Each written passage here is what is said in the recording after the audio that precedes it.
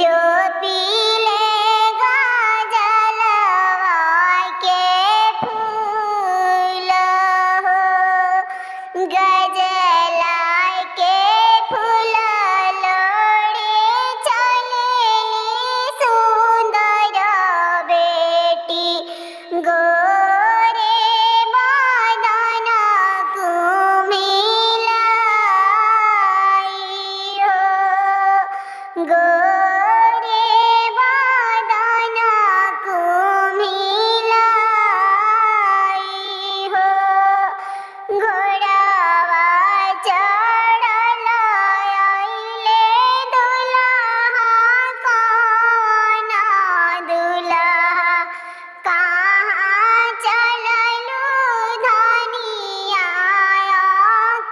अकेला, हमारा हो पापाजी के बाग से बगीचा हो।